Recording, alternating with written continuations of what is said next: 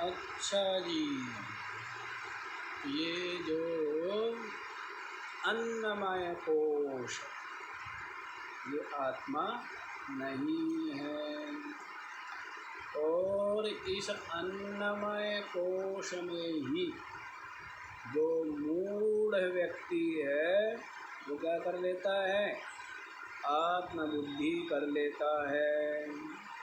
तो कल आपको बतलाया था हाथ पैर वाला ये जो शरीर है ये आत्मा नहीं है, क्योंकि हाथ पैर आदि के छिन्न भिन्न हो जाने पर भी, न रहने पर भी ये आत्मा रहता ही है और शरीर भी जीवित बना रहता है।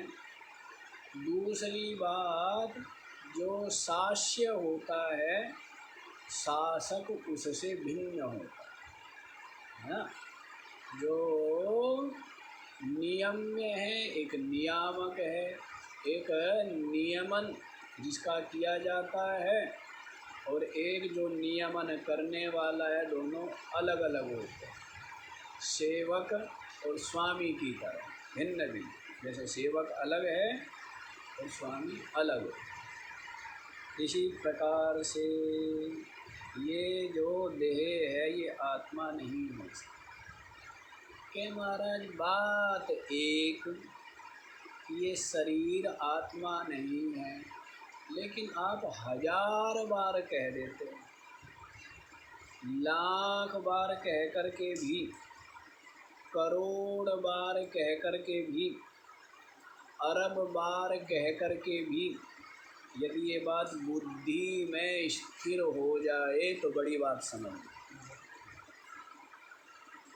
आया, है ना। यही जप करना, पूछा किसी से क्या जप करूं, मैं शरीर नहीं हूँ, यही जप करो, ये महामंत्र है, बाकी सब मंत्र है और ये क्या है, ये महामंत्र है। मैं शरीर नहीं हूँ, मैं साक्षी हूँ, मैं चेतन हूँ, मैं आत्मा हूँ, ये जो जप है ना, है इस मंत्र का जप, यही महामंत्र है, मुक्तिदाता मंत्र है।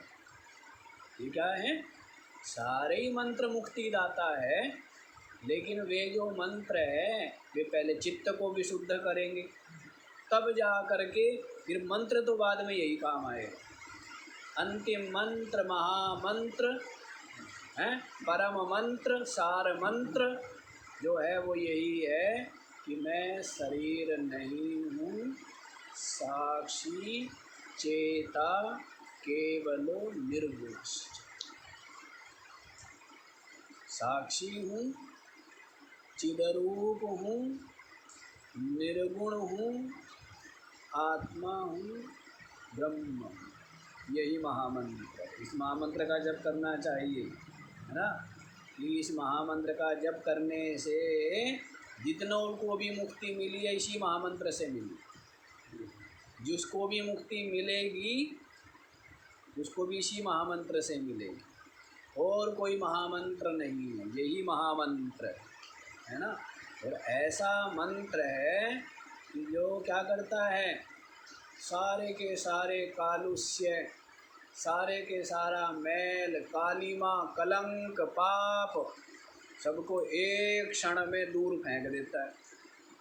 आप कहते मुझ में तो कभी था ही नहीं ये कलंक, ये पाप, ये पुण्य, ये धर्म, ये अधर्म, ये कालिमा, ये मैल, ये मलिनता, ये कालुष्य, ये मुझ में तो कभी है ही नहीं। तो ऐसा दूर फेंक देता है। बताओ है ऐसा कोई मंत्र धरती पर? यही महामंत्र है, हाँ, कि ये अनात्मा दृश्य रूप जो ये पंचकोश है ये मैं नहीं हूँ, मैं साक्षी हूँ, चेतन हूँ, आत्मा। ठीक है, इस महामंत्र का नित्य प्रति जप करना चाहिए। और जप करने का मतलब होता है यज्जपश तदर्थस्य भावनम, है, जिसका जप किया जाता है उसके अर्थ की भी भावना पूर्वक होना चाहिए, चिंतन करते हुए। हैं, खाली जैसे कोई ओम ओम करे, अच्छी बात है। ओंकार करने से प्राणायाम हो जाता है, शरीर भी स्वस्थ होता है, मन भी शांत हो जाता है। लेकिन ओंकार जप का वास्तविक तरीका क्या है कि ओंकार जप करते हुए ओंकार द्वारा जो लक्षित चेतन है, आत्मा ब्रह्म चेतन, उसका चिंतन होवे तो ही ओम का जप करना सार्थक हुआ। नाम जपते हुए, मंत्र जपते हुए उसका अर्थ का विचार चलना चाहिए। यदि अर्थ का विचार नहीं है तो वो जो पाठ हुआ, जप हुआ, केवल पुण्य पाठ हुआ। केवल क्या वजह से पाठ करते हैं ना, यदि एक तो अर्थ का विचार करते हुए करें, उससे अज्ञान मिटता है, उससे विकार मिटते हैं, उससे हृदय की सारी जो चित्त की मलिनता है वो दूर हो जाती है, यदि विचार पूर्वक पाठ करें तो। और यदि खाली पाठ करें तो उससे एक अदृष्ट होता है, पुण्य होता है बस, खाली पाठ करने से। और पाठ का विचार पूर्वक पाठ करें, अर्थ का चिंतन करते हुए पाठ करें, तो आप देखो वो महाऔषधि बन जाता है। क्या बन जाता है? हाँ, फिर वो ऐसी औषधि बनता है कि एक साथ सारे के सारे रोगों को काटने वाला हो जाता है। इसलिए अर्थ का विचार अधिक महत्वपूर्ण है ना। अच्छा जी, फिर कल बतलाया है देह, देह के जो धर्म है, देह के जो कर्म हैं और जो इसकी अवस्था है, इसका आत्मा साक्षी इससे अलग ही। इसका जो साक्षी है वो क्या है, इससे भिन्न ही होगा ना, क्योंकि ये तो जड़ है।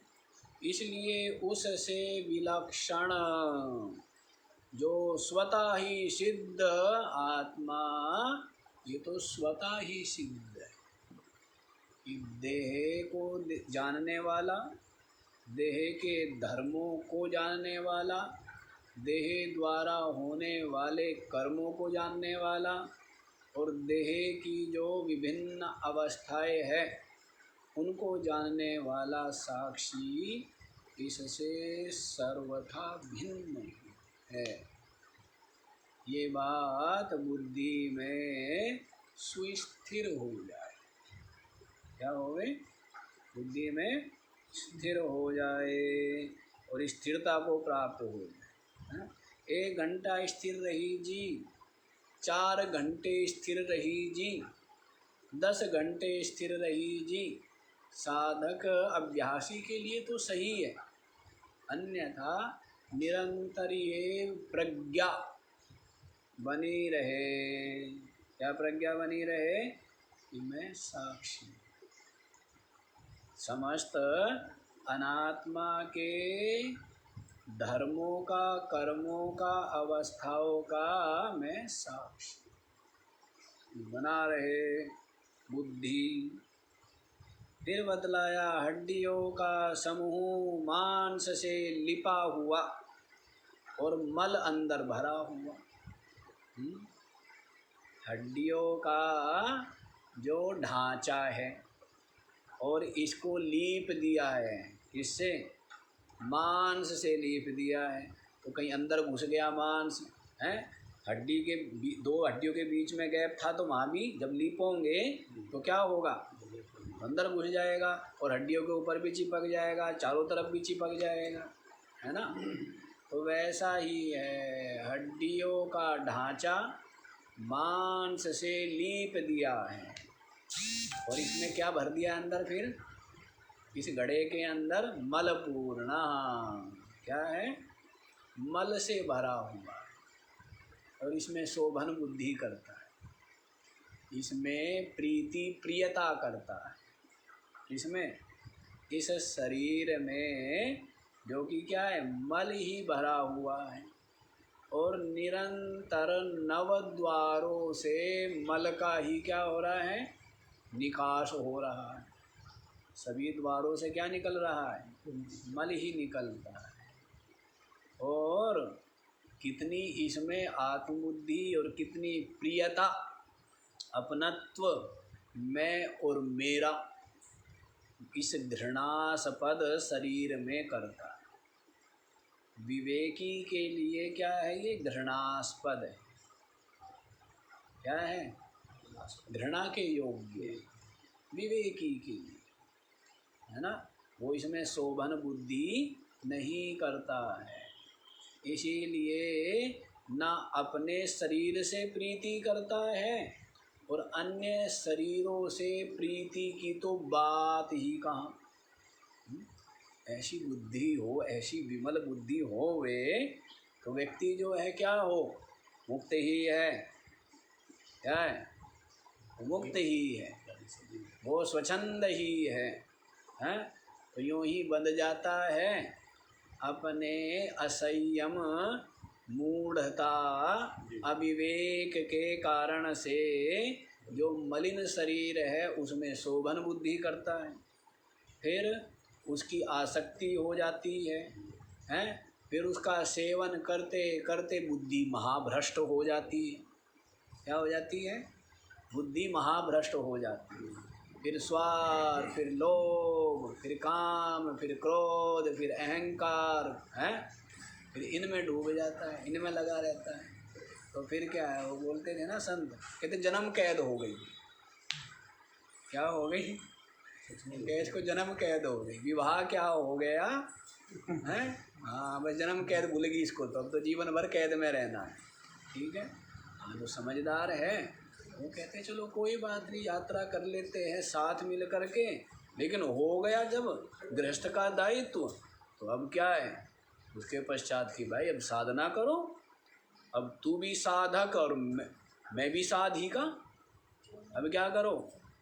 हैं? साधना ही तो करनी है, और गृहस्थ में भी तो साधना ही है। यदि साधना के तरीके से जिया जाए तो गृहस्थ भी क्या हो जाता है? हृदय की निर्मलता हो जाती है। संयम, तप, सहन शक्ति, धैर्य, संतोष, ये सारे सद्गुण आ जाते हैं। विचार पूर्वक देखो, विचारवान तो कहीं रह लो, ठीक है ना, वो बुराई को छोड़ेगा, सद्गुण अपनाएगा। और मूढ़ व्यक्ति कहीं रह लो, वो क्या देखेगा? हैं? वो बस बुराई देखता रहेगा और वो उसको ही विचारता रहेगा, उसका चिंतन करता रहेगा, अपने हृदय को मलिन ही करेगा, है ना। विचारवान व्यक्ति तो गृहस्थ में भी क्या जानते हैं? संयम की महिमा, हैं? सदाचार की महिमा को, धैर्य की महिमा को, सहन शक्ति की महिमा को, सरलता की महिमा को, संतोष की महिमा को जानते हैं, है ना। और वो जानते हैं कि मेरा जीवन का लक्ष्य आत्मकल्याण है। क्या जीवन का लक्ष्य है?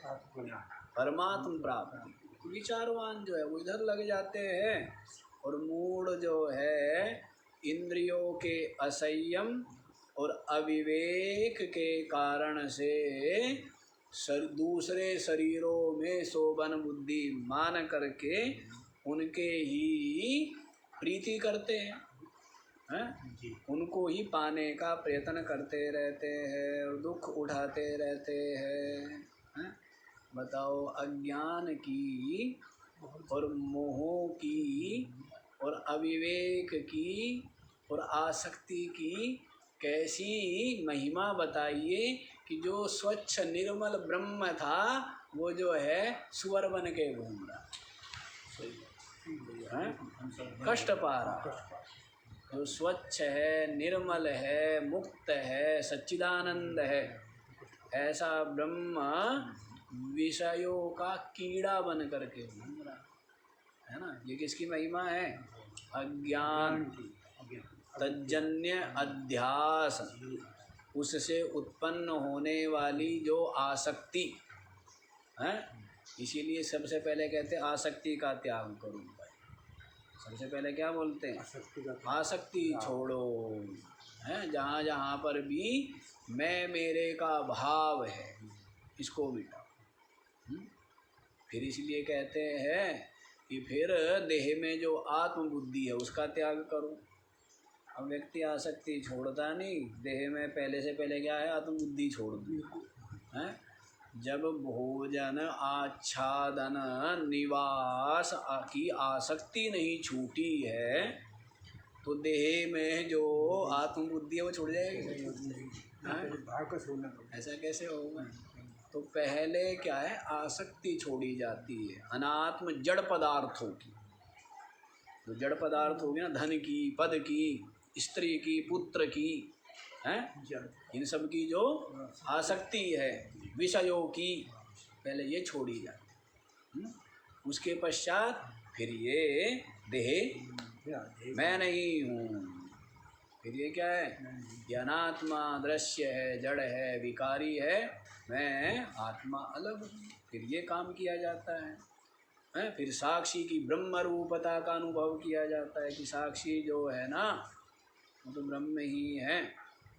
साक्षी उपाधि से उपहित होता हुआ भी क्या है, ब्रह्म है। उपाधि का मतलब है वो उसने केवल उसको अलग किया है, मिला नहीं है। उसमें क्या है, अलग किया है, वो मिला नहीं है, तो इसको उपाधि कहते हैं। एक विशेषण होता है, एक उपाधि होती है ना। कि जैसे विशेषण, जैसे काला घोड़ा, लाल घोड़ा, सफ़ेद घोड़ा, तो यहाँ पर क्या, काला लाल सफ़ेद विशेषण है ना। यदि आप घोड़े को लाओगे तो लाल रंग भी साथ में आएगा ही आएगा, वो लाल रंग छूट नहीं सकता अलग कहीं, है ना। ये क्या हुआ, विशेषण हुआ। विशेषण जो है वो विशेष्य में एकाकार होकर के रहता है, अलग नहीं होता है। और उपाधि जो है, जैसे किसी को कहा जाए कि वो जो कंबल उड़ाया हुआ घोड़ा है ना वो लेके आओ। अब बाकी घोड़े 10 थे और 10 के 10 घोड़े में कंबल एक घोड़े को उड़ा रखा था, तो वो कंबल अलग जरूर कर रहा है उस घोड़े को, लेकिन उस कंबल को कभी भी उतारा जा सकता। वो कंबल केवल अलग कर रहा है, वो विशेष्य में मिला हुआ नहीं। अलग भी करता है, बाकी 9 घोड़ों से अलग कर दिया ना, कंबल वाला घोड़ा अलग भी कर दिया, लेकिन कंबल को चाहो तो उतार के ला सकते हैं। ठीक है, यहाँ क्या हुआ, उपाधि। ये कंबल क्या हुआ, उपाधि है। और वो जो लाल रंग सफ़ेद रंग वो क्या है, विशेषण है।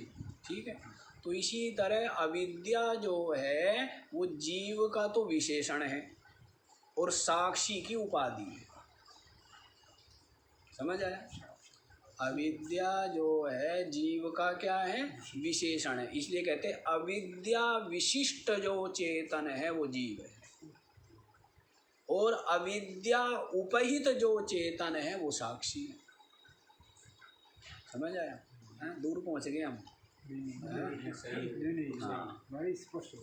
स्पष्ट हो रहा है। पहले भी तो कई बार किया है, पहले नहीं किया, वो याद है। बूढ़े हो ना, बूढ़ो हैं, मेरे को बूढ़े विद्यार्थी मिलते हैं जब वो फ्री हो जाते हैं ना हर तरह से, हैं वो होते हैं ना, वो कुत्ते जो चक्री होती है ना और घिस जाती है जब, तब वो क्या होती है, वो स्लिप होने लगती है, हैं? अच्छा, तो वो फिर क्या है, क्या करो कि भाई वो महाराज जी को दे दो। तो मेरे को ऐसे बूढ़े मिलते हैं जिनकी जो है ना चक्री बुद्धि की फ्री होगी। अब कुछ कभी चल जाती है, नहीं बाकी तो फिसलती रहती है, दिख तो रही है चल रही है, पर वो अगले वाली को चलाती नहीं है। हाँ, वो फ्री घूम रही है, क्या फ्री हो गई। हाँ, तो वैसे ही जो है ना ये फ्री वाले हैं।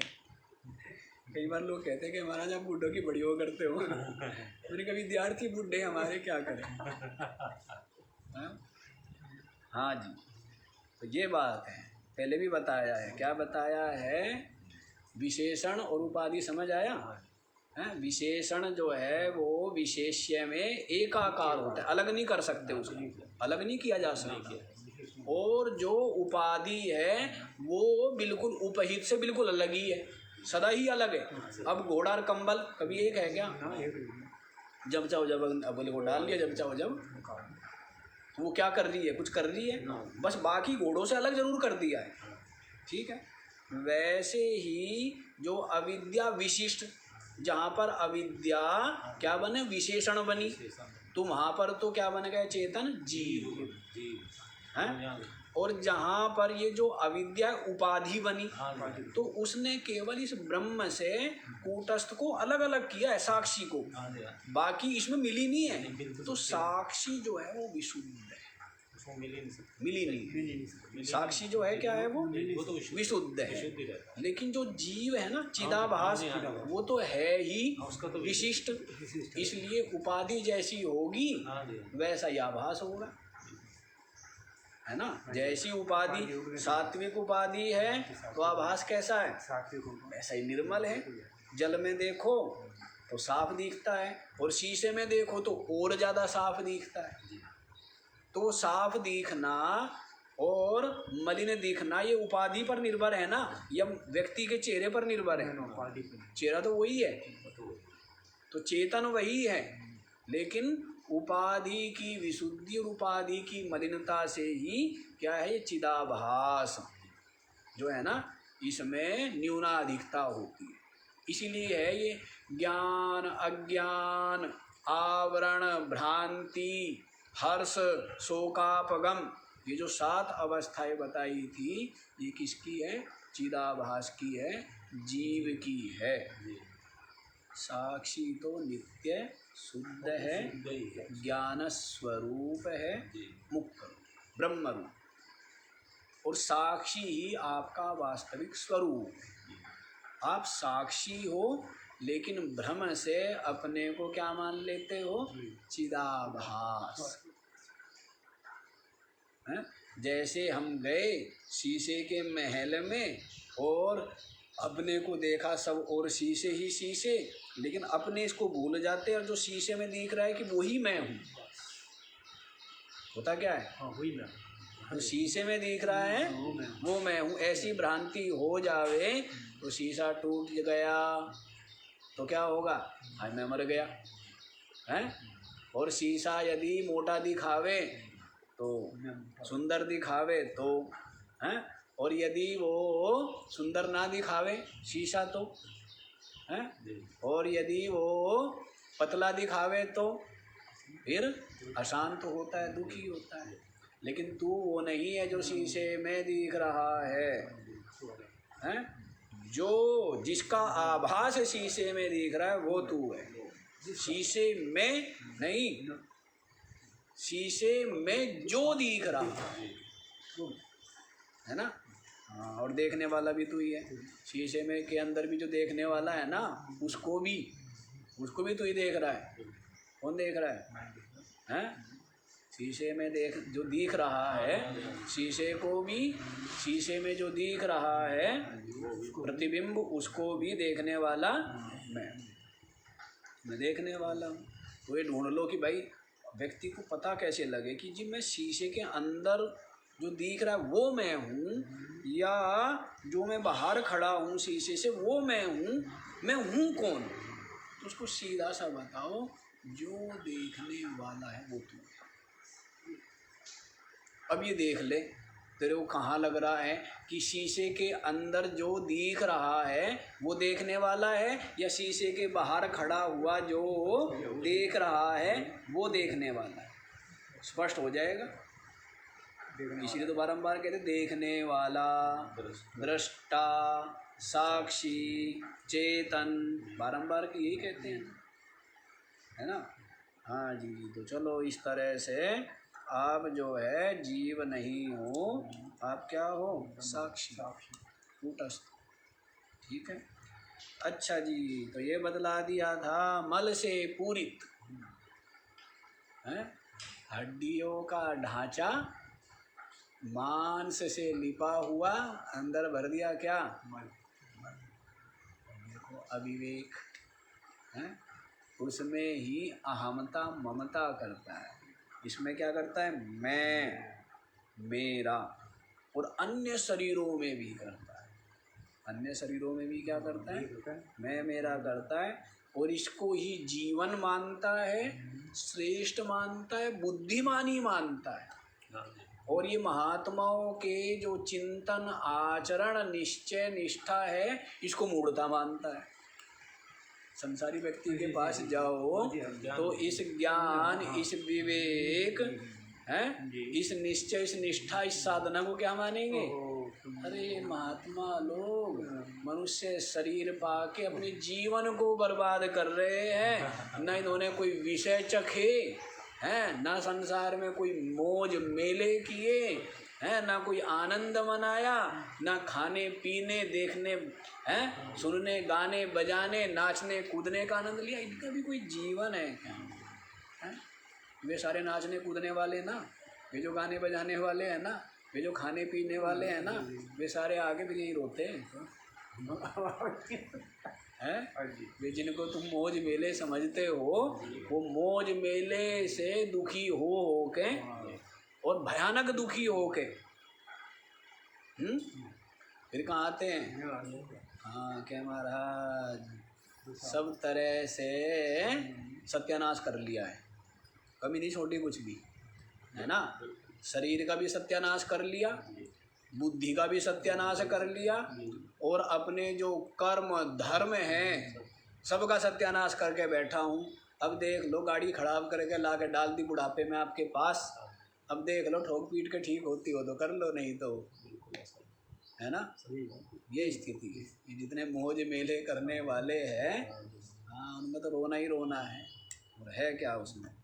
संसारी सोचता है बस है, बड़ा परिवार, स्त्री पुत्र आदि, धन धान्य संपदा, यश प्रतिष्ठा, हैं, यों पगड़ी यों मूछे, हैं, बस यही है जीवन, यही है स्वर्ग। आगे किसने देखा? आगे सब जानते हैं, मर के ऋषि मुनि ऐसा सोचते हैं, लेकिन वे महामूढ़ता में रहते हैं और ये नहीं समझते कि जीवन तो त्यागी का ही है, संयमी का ही है।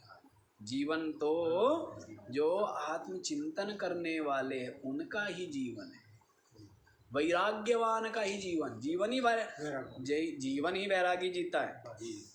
वैरागी का मतलब क्या है? जिसका समस्त विषयों से राग छूट गया है, सहज स्थिति, स्वाभाविक स्थिति। वो नहीं है कि विषय तो छूट गए, विषय का चिंतन हो रहा है, वो तो बहुत दुखी है बेचारा, वो तो बहुत ज़्यादा दुखी है ना।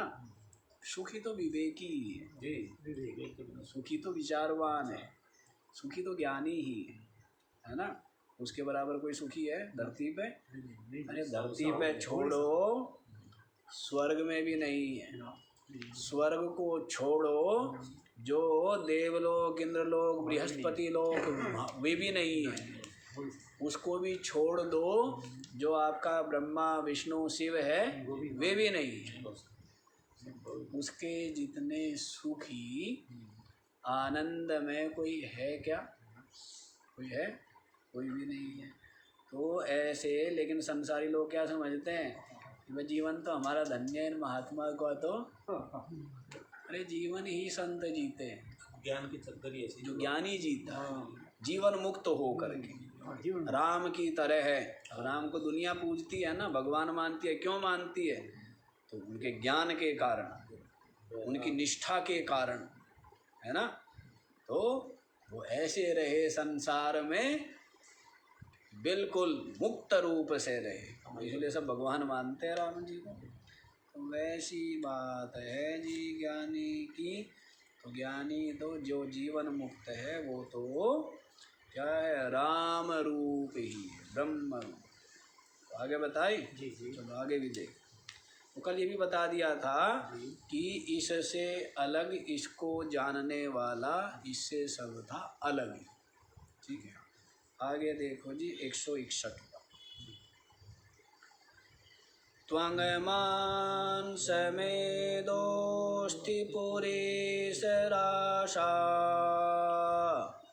वहामतिम मूढ़ जना करोति विलक्षणं वेत्ति विचारशीलो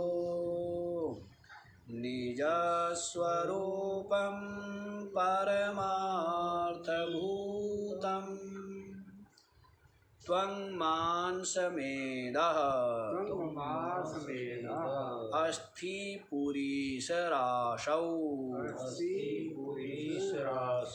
अहं मतिं मूढजनः करोति विलक्षणं वेत्ति विचारशीलः निजस्वरूपं परमार्थभूतं त्वं मांसमेधः अस्थिपुरीशराशौ। ये जो स्थूल शरीर है, जिसको क्या कहा है? अन्नमय कोश। क्या कहा था इसको? अन्नमय कोश।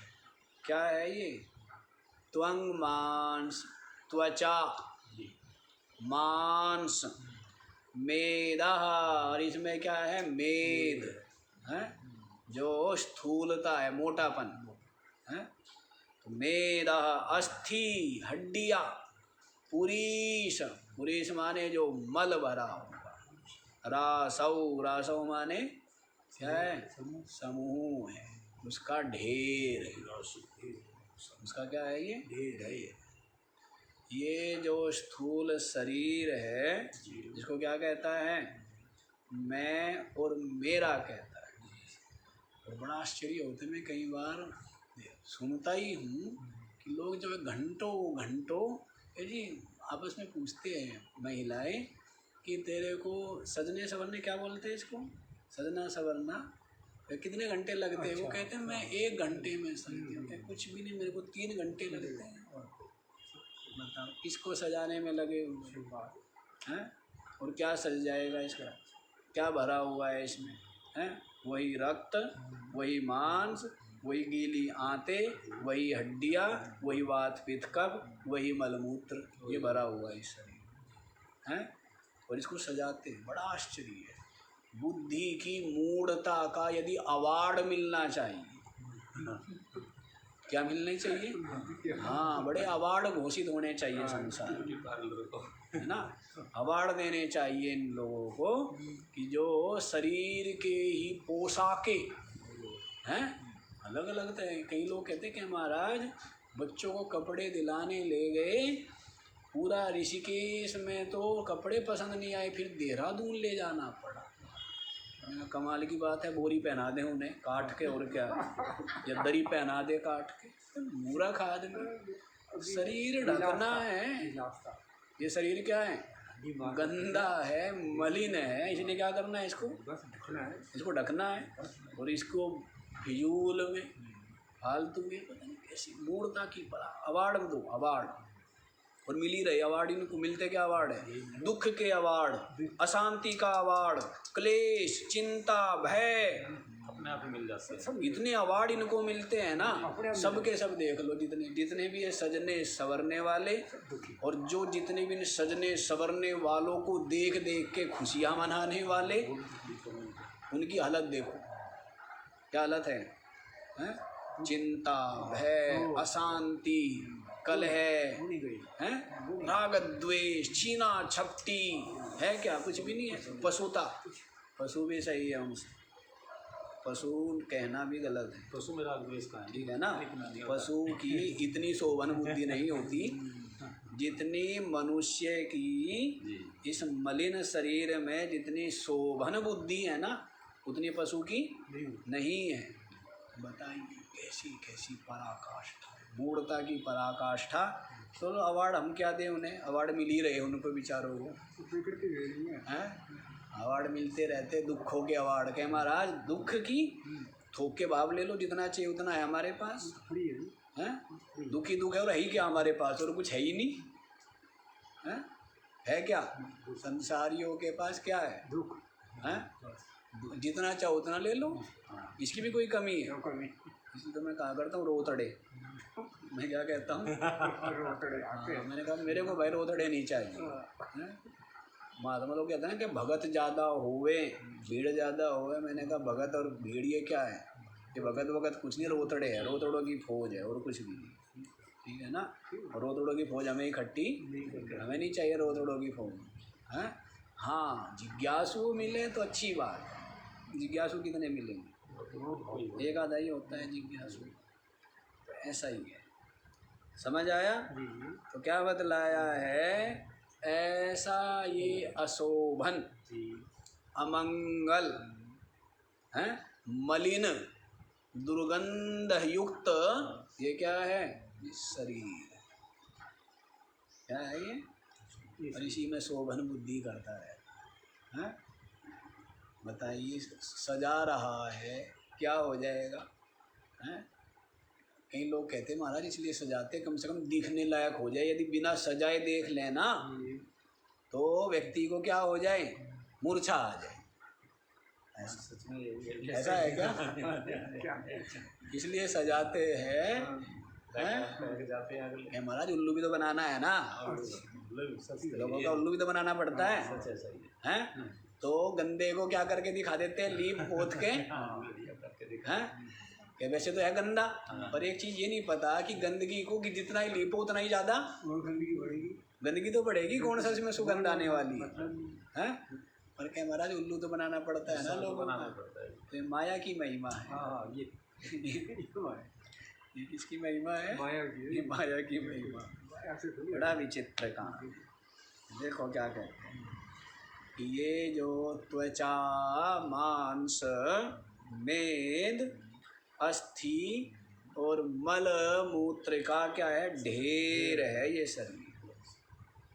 मूढ़ जनः अहम मतिम करोति, जो मूढ़ बुद्धि है, जिसकी बुद्धि मूढ़ता से परिपूर्ण है, जिसकी बुद्धि में मूढ़ता भरी हुई है, या जिसकी बुद्धि जो है मूढ़ता में डूबी हुई है, एक ही बात है ना। कहना मैं पानी में हूँ, पानी जो है मेरे ऊपर है। जैसे आदमी डुबकी लगाता है ना, तो डुबकी लगा देता है तो वो खुद भी पानी में ही है। पानी नीचे, पानी ऊपर, पानी अगल, पानी बगल, सब तरफ क्या है, पानी पानी है ना। तो वैसी है बुद्धि, उसमें सनी हुई है, मतलब बुद्धि में मूढ़ता भरी हुई है और मूढ़ता में बुद्धि डूबी हुई है, एक ही बात। ठीक है ना। हाँ, मतलब मूढ़ता है, बुद्धि तो कहने के, वो तो कहने के लिए कह देते हैं बुद्धि। ये बुद्धि का मतलब क्या होता है, ज्ञान। बुद्धि का मतलब क्या होता है, विचार है। तो ये तो है नहीं, तो क्या है, बस मूढ़ता है, कहना कह देते हैं बुद्धि। तो जो मूढ़ बुद्धि है वो क्या करता है, इस शरीर में अहम मतिम करोति, ये मैं हूँ, ऐसी बुद्धि। हाँ जी, समझ लीजिए। समझ आ रही है, क्या समझ आ रही है? ये साधना में बहुत आगे की बात है, और बहुत आगे जो बढ़ चुका है उसको ये बात कही जा रही है। ठीक है ना। जो सामान्य साधक, संसारी को तो छोड़ो, तो सामान्य साधक लोग तो प्रथम जो इन विषयों में आसक्ति है, सुख बुद्धि है, उसी के ही परित्याग में लगे रहते हैं। पहले क्या करते हैं, उसका ही परित्याग करते हैं। विषय वस्तु पद पदार्थ धन संपदा आदि में जो प्रीति है, सुख बुद्धि है, पहले तो उसको ही छोड़ना, और उन सबको छोड़ छाड़ करके जो बहुत आगे आ गया, उन सबको छोड़ के कहाँ गया है, जो संत की सानिध्य में उपस्थित हो गया। सब आसक्ति जिसकी गलित हो गई है, ऐसा जो अत्यंत विचारशील, क्या बोला है, अत्यंत विचारशील ही वैराग्यवान हो सकता है। क्या हो सकता है, अत्यंत विचारशील, केवल विचारशील ही वैराग्यवान हो सकता है। एक आदमी है, किसी ने कुछ कहा और सब कुछ छोड़ छाड़ के फेंक करके आ गया, कह जी मेरे वैराग्य हो गया। वैराग्य तो तेरे पिताजी को भी नहीं हुआ, कहाँ से वैराग्य? ऐसे वैराग्य नहीं होता है, ये क्षण में की क्षण में विचारशील, विचार करते करते करते करते सारा का सारा स्वरूप समझ में आ गया। धन का भी, पद का भी, स्त्री का भी, पुत्र का भी, परिवार का भी, मकान का भी, दुकान का भी, व्यापार का भी, मित्र का भी, सारा स्वरूप जिसकी समझ में आ गया कि सब का सब दुख रूप, असार, व्यर्थ ही है, शरीर तक का अनित्य ही है, इनका वियोग अवश्यम भाव, विनष्ट स्वभाव। शरीर का बीमार है, जिसमें चाहे खीर डालो, हलवा डालो, फिर वही मल बन जाता है। इसके लिए क्या जल्दी क्या करें, इतना बढ़िया खाना फिर वही हो जाता है। देखो कितना बढ़िया बढ़िया इसमें खिलाते हैं, फिर वही स्थिति बन जाती है। तो इस पर क्या ध्यान देते, इसका भी स्थिति ये बाहर की तो बात क्या, इसका भी वही है जैसा तो मिल गया। इसलिए पहले क्या हुई, वो आसक्ति, ठीक है। तो इंद्रिय और इंद्रियों के विषय जो आसक्ति छूट गई, और ऐसा जो अत्यंत विचारवान वैराग्यवान जो है, तीव्र मुमुक्षुता से जो युक्त है, वह ये सुनने का, समझने का, विचारने का और निश्चय करने का और अनुभव करने का सतपात्र है, अधिकार है।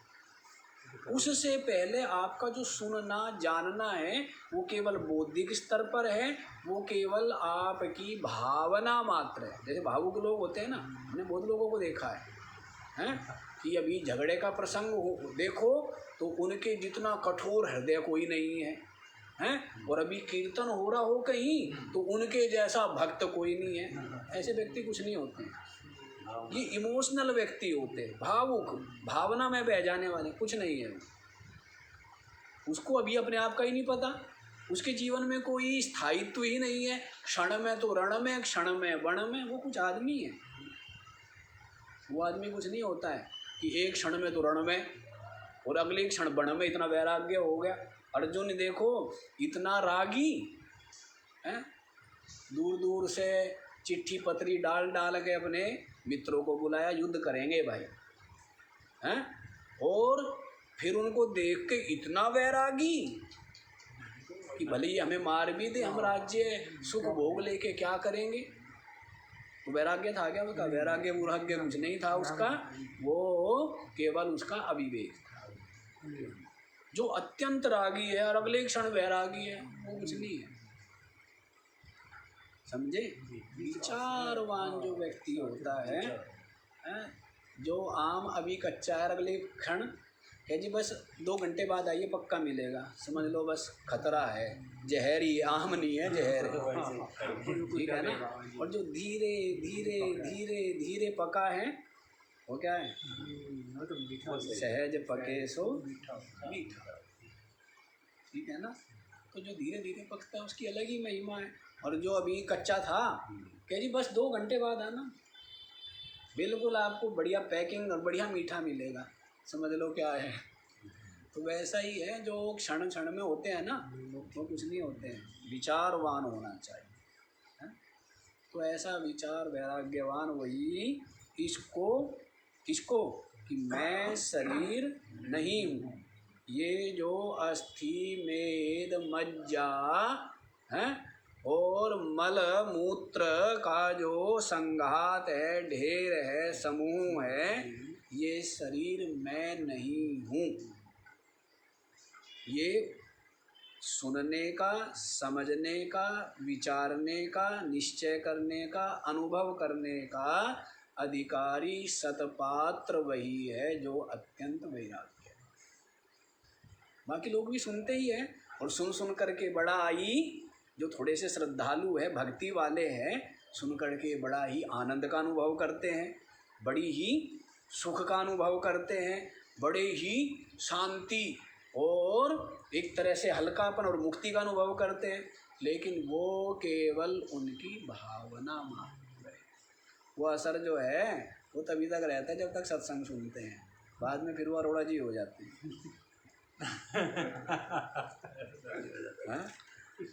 हाँ अच्छा जी, तो क्या कह रहे हैं देख लो आप हैं। रोज़ जो है ना, रोज़ अरोड़ा जी को हम ज्ञान देते हैं, ज्ञान कराते हैं, और फिर ये ज्ञान से खाली, फिर उस ज्ञान को पता नहीं कहाँ डाल के आते हैं, और फिर जो रीते हो गए बिल्कुल कि महाराज बिल्कुल खाली है, रीते हो क्या जाते हैं। तो एक बात इनके लिए नहीं है, ये तो सर्वसाधारण की बात है। जितने भी बहिर्मुखी और कम वैराग्य विहीन या मंद वैराग्यवान, ये तो उन सब की बात, ये तो बहुत समझते हैं जी। हाँ ये तो बड़े वैराग्यवान, प्रशंसा नहीं करनी चाहिए। तो जो वैराग्य विहीन है या मंद वैराग्य वाले हैं, उनकी बुद्धि में ये ज्ञान क्षण भर के लिए ही ठहरता है, अधिक काल के लिए। फिर देखो तो वैसे ही संसारी, फिर देखो तो वैसे के वैसे जैसे थे वैसे के वैसे ही संसारी है। कुछ परिवर्तन नहीं हुआ क्योंकि वैराग्य की अभाव। तो देखो, तो मूढ़ जनः अहम मतिम करोति, जो मूढ़ बुद्धि है वो क्या कहता है, इस शरीर में ही आत्मबुद्धि करता है, मैं बुद्धि करता है। मैं कहता है कि मैं बूढ़ा हूँ जवान हूँ, रोगी हूँ स्वस्थ हूँ, सुंदर हूँ कुरूप हूँ, बलशाली हूँ बलहीन हूँ, इसको लेकर के करता है। शरीर को ही जो मैं मानता है। विलक्षणं वेत्ति विचारशीलः, और जो विचारवान है, जो क्या है, विचार मुनि ही, मुनि कहते ना, मुनि मननशीला, मनन करने का स्वभाव। तो विचारवान व्यक्ति होता है ना, उसकी विचारशीलता हर जगह प्रकट होती है, उसके देखने, उसके बोलने, उसके चलने, उसके बैठने, उसके करने, हर जगह उसकी विचारशीलता प्रकट होती है ना। सब कुछ, कई लोग पूछते हैं कि महाराज आपको कैसे पता, हमारे से पूछ लेते हैं कि जी आपको कैसे पता। मैंने कहा सबके माथे पे सब कुछ लिखा हुआ है, एक बार देखा पता लग जाता है, आदमी की सारी जन्म कुंडली आ जाती है सामने, और यदि वो बोल पड़ा है तो फिर तो और सारा ही कुछ बाकी नहीं रहता, सारे कुछ आ जाता है उसकी जन्म कुंडली, है ना। आदमी जो है अपना बोर्ड चिपका के चलता है यहाँ सारा का सारा, आदमी के देखने, बोलने, चलने, वहाँ से आदमी आ रहा है। पहले हम बड़ा इन चीज़ों में बड़े पारखी थे, 100 फीट दूर से आदमी आ रहा है, 100 मीटर दूर से आ रहा है, तो मैं पास वालों को बता देता था कि इसके मन में ये है, ये आके पूछेगा, ये आके कहेगा। ये आपको कैसे पता, मैंने कहा पता है बस, ये कोई बड़ी बात थोड़ा है, पता ना, सब कुछ तो लिखा हुआ है, पढ़ना है, पढ़ना आना चाहिए। सब कुछ व्यक्ति के माथे पर लिखा हुआ है कि ये कितना विचारवान है, कितना सहनशील है, कितना संतोषी है, कितना क्रोधी है या अक्रोधी, सब कुछ लिखा हुआ है, सब कुछ है ना। इसलिए विचारशील जो है ना, उसकी विचारशीलता हर जगह दिखती है, और मूर्ख व्यक्ति की मूर्खता वो भी हर जगह दिखती है। मूर्ख व्यक्ति की मूढ़ता हर जगह टपकती है, और समझदार आदमी की समझदारी वो भी हर जगह दिखती है, नहीं दिखती है। बोलने, चलने, बैठने, सुनने, समझने, मानने, जानने, खाने पीने, हर जगह समझ आए। हाँ, तो विचारशील है, और ये विचारशील कोई एक दिन में नहीं हो जाता है ना। जो अंतर्मुखी होगा, है ना, जो क्या होगा, अंतर्मुखी होगा, बुद्धि जिसकी कहीं ना कहीं परिमार्जित होगी, जो कर्तव्यनिष्ठ होगा वही व्यक्ति विचारवान। विचारवान व्यक्ति ही कर्तव्यनिष्ठ हो सकता है और कर्तव्यनिष्ठ व्यक्ति ही विचारवान। और जो विचार रहित है, विचारवान नहीं है, फिर वही बात, पशु क्या कहे उसको पशु क्या है? पशु कहना भी, पशु को गाली देना है उसको, वो कुछ है ही नहीं। जो विचारवान नहीं है ना, जीवन में जो समझदारी नहीं, समझदारी से नहीं चलता है, समझदारी से नहीं बोलता है, समझदारी से नहीं रहता है, समझदारी से नहीं लेटता बैठता है, पुरुषार्थ करता है, बोझ है बेचारा। अपने ऊपर ही बोझ है। किसके ऊपर बोझ है? धरती वर्ती के ऊपर बोझ नहीं है, अपने ऊपर ही बोझ है। अपने लिए ही अनर्थ का और दुखों का रास्ता खोलता है। विचारवान होना चाहिए, बहुत विचार, जिसको कहें मननशील। तो वो व्यक्ति क्या होता है? विचारशील व्यक्ति विवेक और वैराग्य से विभूषित हो सकता है। भूषण, भूषण मिलता है ना, भूषण है? क्या मिलता है उसको? इनाम मिलता है, पुरस्कार मिलता है। किसको? विचारशील को वैराग्य का विभूषण मिलता है, भूषण मिलता है, विचारशील। तो जो विचारवान है, विचारवान होना चाहिए। राम जी ने कह दिया ना कि जीने को बारंबार मैं कई बार सुना चुका हूँ।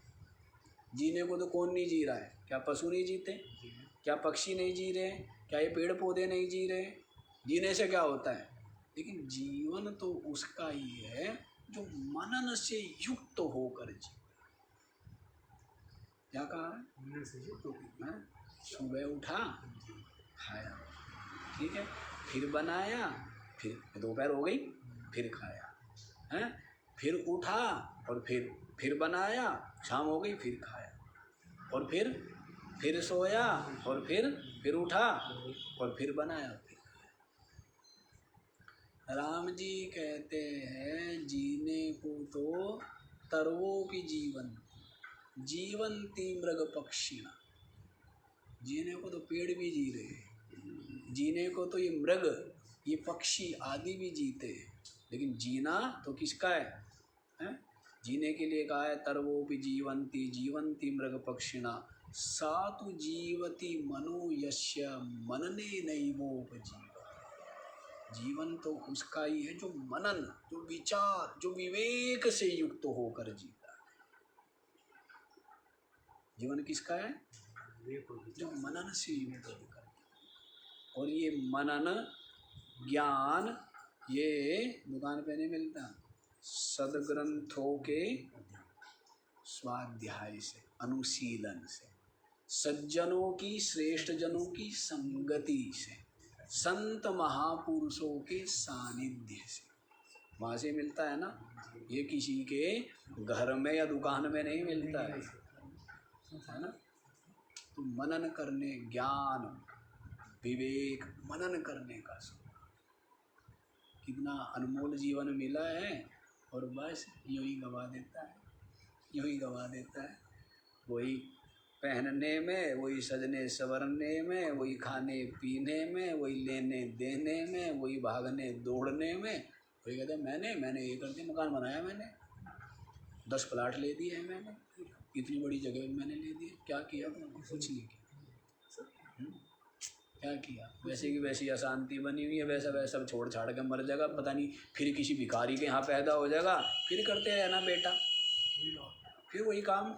अभी भिखारी के पैदा हुआ था, हैं, हाथ पैर मारे, खून पसीना एक किया, दिन रात मेहनत की, जो कुछ जैसे तैसे करके कुछ जोड़ा जाड़ा, फिर मर गया।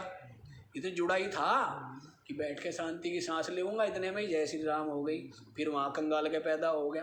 क्यों? सत्कर्म किए नहीं, जीवन में साधना की नहीं, हैं, कुछ आचरण सही नहीं रखा, तो हर तरह से क्या हो गया? फिर वहीं पड़ेगा भिखारी के जाके, फिर वहीं करना, फिर यही काम है, फिर नए सिरे से। फिर क्या है? रामानंद जी कहते थे नए सिरे से, नए सिरे से शुरू करो। तो वैसे ही उसको बोलते हैं इनकी भाषा में नौ सिरे, नौ सिरा हैं, ऐसे कुछ बोलते थे, नौ सिरे से, नौ सिरे से। हाँ? तो वैसे नए सिरे से शुरू होती रहती है और समाप्ति कभी होती नहीं है, क्योंकि बीच में ही बेचारा पैर ऊपर को कर जाता है बीच में। अच्छा जी, विचारशील जो है, विचारवान जो है, वो विलक्षणम वेत्ति, वो इस शरीर से भिन्न अपने को जान। शरीर से पहले भी था, बाद में भी हूँ, शरीर को देखने वाला, इसके धर्म, इसके कर्म, इसकी अवस्था का साक्षी। इसको क्या है, अनुशासित करने वाला मैं अलग, ये जड़, ये विकारी, मैं चेतन निर्विकार, मैं अलग।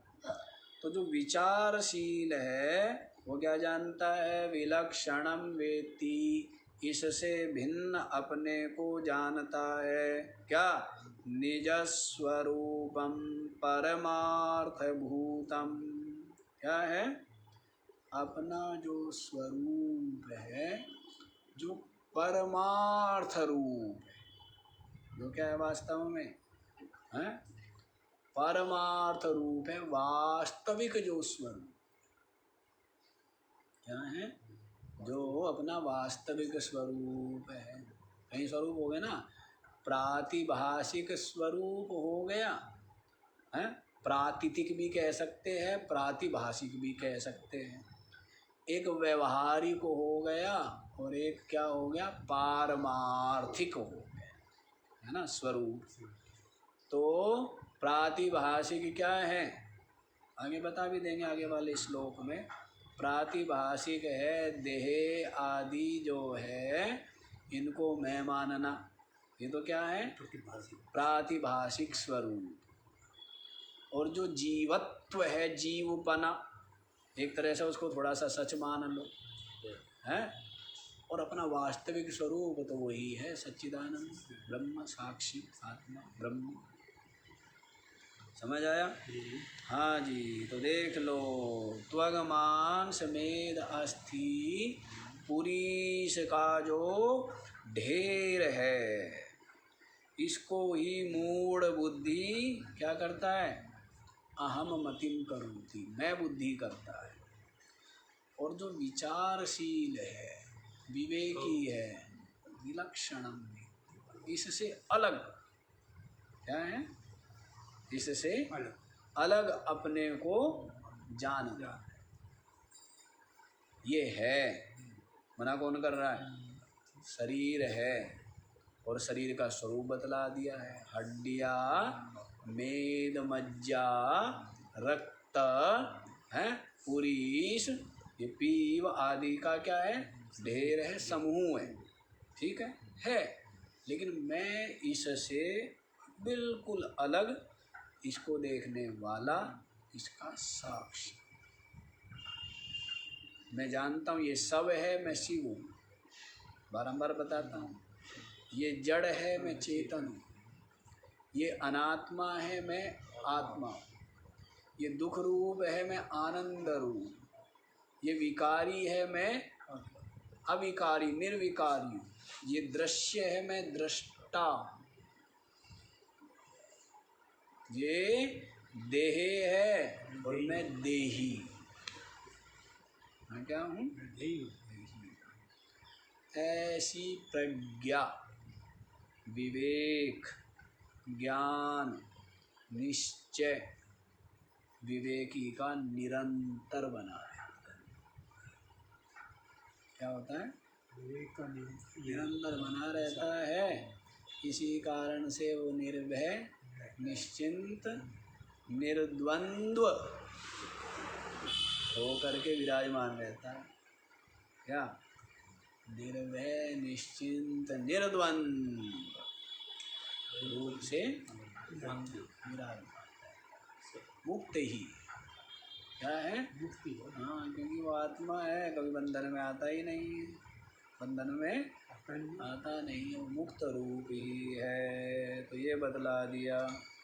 आज सोच रहे थे 2 श्लोक करेंगे, लेकिन ऐसा ही है कि कभी एक ही होता है तो कभी 3-4 भी हो जाते हैं, हैं?